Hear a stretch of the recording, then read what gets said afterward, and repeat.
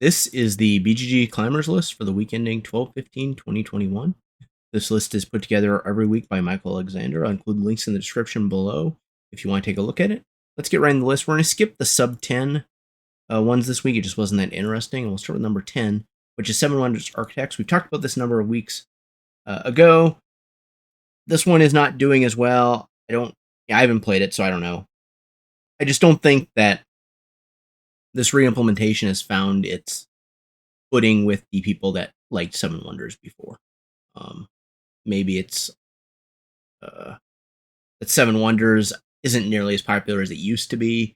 I think Seven Wonders Duel is my favorite version of it. I got rid of my Seven Wonders copy a while ago. And I know this was like a 4-player version of it. I mean, it's hard to speculate on that. All I know is that it's not doing well. It's not going to end up in the top 100. Pretty much very unlikely starting out this low, consistently low of ratings. So it's number 7 or number 10, Seven Wonders Architects. Number 9 is Radland. So this one is doing really well. It's come down a little bit, but I think Quackalope put up a video today. I haven't watched it, but I think they did a video on this.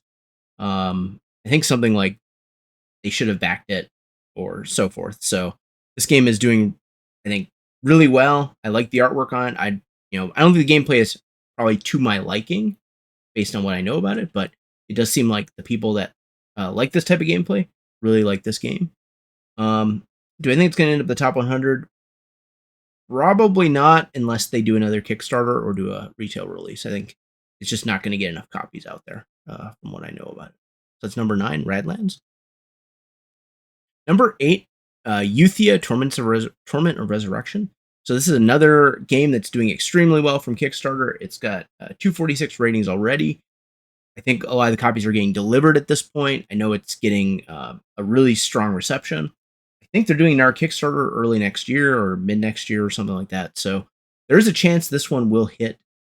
I think it'll probably hit the top 500 at least, just based on the fact that it's so popular already. And depending on how the next Kickstarter does, it may have a chance of getting into the top 250 or 100.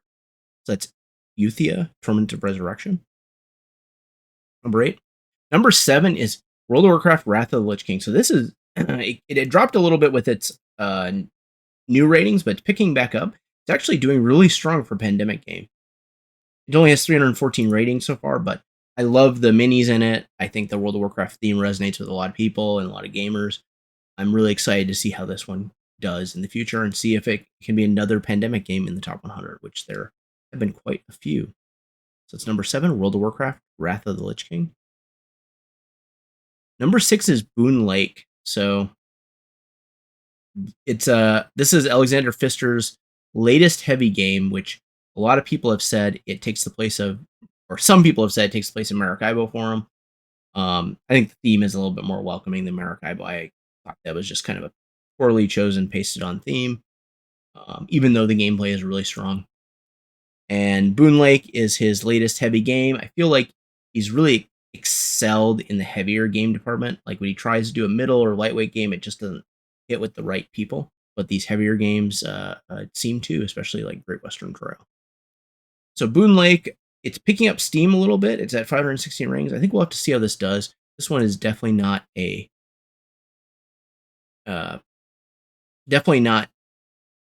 for sure for the top 100.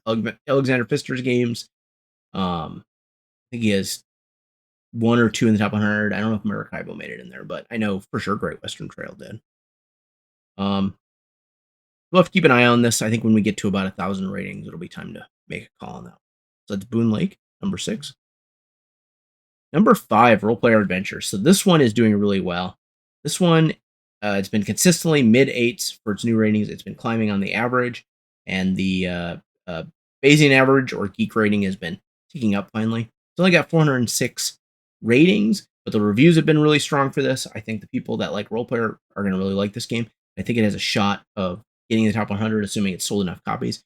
I think it is retail. There's a retail version, which gives it a definite plus for getting into the top 100. So that's number 5, Role Player Adventures. Number 4 is Brazil Imperial. So this game, I don't know if I heard of before this. 4X game based on Brazil's Imperial times. Interesting. And was this? So this is, I guess it was a crowdfunding site. Interesting. Spiel. So German crowdfunding site, maybe? Interesting. And Z Mendez. I don't think I know of this person. Footboard. So did one other, maybe similar artist. Interesting. So one of the great marks of the past and share your value. You arrive in a vast and rich territory, but the road to prosperity is filled with challenges. Construct building, manage resources, explore the land. Interesting. So this kind of has, I mean, I don't know if a concept being a Euro X combines Euro games and 4X games, which I think would appeal to a lot of people. I always felt like, I don't know, I played a couple times Eclipse, the new version of it. I wasn't super sold on the 4X. Like, the exploring just didn't seem exciting enough, I guess. I don't know what to say on that. See how this game looks. I think the artwork looks okay. I like the wooden pieces on it. You have like a little player board going on. Interesting. That must be a 2-player game. This thing is pretty cramped. So, and this is, I don't know where this is. Some convention somewhere? Maybe PAX. Is that in France? So some French convention. Interesting. I like these pieces though. That looks really good. Interesting. 100 minutes too. If it actually pulls that off, that would be amazing. I'm gonna have to keep an eye on this. This looks promising. This looks really promising. Like I said, I hadn't heard about this. I guess it was crowdfunded on some platform outside of the United States, so, or outside of like Kickstarter and the normal ones. Great and totally killed Scythe for us. Interesting. Quite okay as a city builder. The 4X aspect makes me feel awkward. In game is too sharp. It can be very punishing. Similar it is to Scythe. Okay. So your strategy. It's going to appeal to a lot of people, I think. Quite easy rules and a lot of choices to make.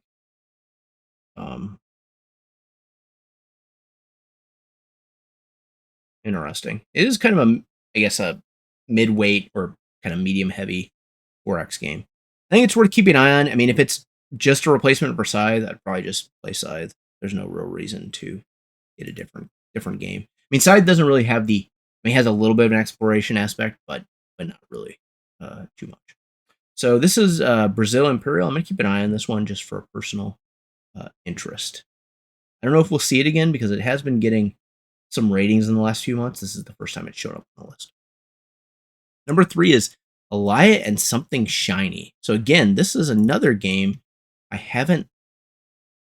Ela. I mean, it's Ela. I'm probably bad at pronouncing this stuff. And Something Shiny. So you're going to go in alone in a mystical world. Crowdfunding Kickstarter. So I don't know. This one must have been Kickstarted a while ago. Or is it just being Kickstarted now? Let's take a look at the comments and see. Way system. Okay.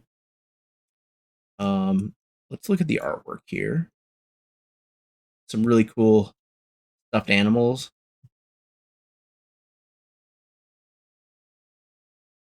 It's very I feel like the artwork is very inviting to younger audiences with the bunnies and stuff.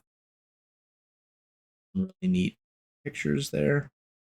It's a lighter weight game. I mean, I think it's got a solid presentation. It's got a kind of a lighter-ish weight on this. It's probably not hitting the top 100, but it does look interesting from a, I guess, a lighter weight game that maybe you can play with your younger kids. It says 7+, although community says 12+. Hard to say where it lands there. Seems like a game where an adult could play with a child in the 5 to 7 range, and it would probably be fun. I'm interested in it for my family, although we need to play Micro Macro over the holiday break. I'm really looking forward to that.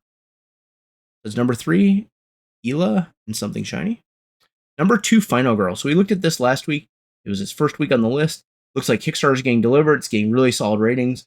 I'm just going to give this a few weeks and see how it cooks, per se. I think I've even seen some Kickstarters for sale on the local message boards. So I think the deliveries are going pretty well on this one. That's number 2, Final Girl. And number 1 is Arc Nova. This one's up to number 1 again. It's a very interesting game from my standpoint because it feels like maybe a updated version of Terraforming Mars without the building a futuristic zoo sounds okay. Terraforming Mars sounds much cooler. It still has the same artwork issue that Terraforming Mars had, which was it really needs to be. I don't know. I feel like they need to have like a new deluxe version, just a box with everything in it, with all updated graphics and everything redone in terms of that. This is just, I mean, it looks earthy and stuff, but it's just a very bland presentation compared to a lot out there today.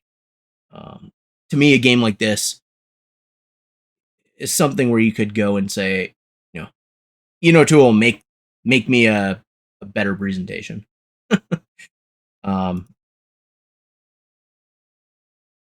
Let's see how this one does. This one is a 3.77 is pretty heavy. Its playtime is supposedly a little bit better than like a Terraforming Mars. I watched the Dice Tower review. It seemed like people were pretty positive on this one. He said it takes up a lot of space, if I remember right. And but they did like the game a lot. I think Tom Vassell really liked this game, if I remember right. Enough where I have a feeling if I have the opportunity to pick it up, I will probably pick up Arc Nova. So that is the BG Climbers week for the week ending 10/15/2021 or 12/15/2021. If you like this video, please like and please subscribe and please take a look at our other videos. Thank you.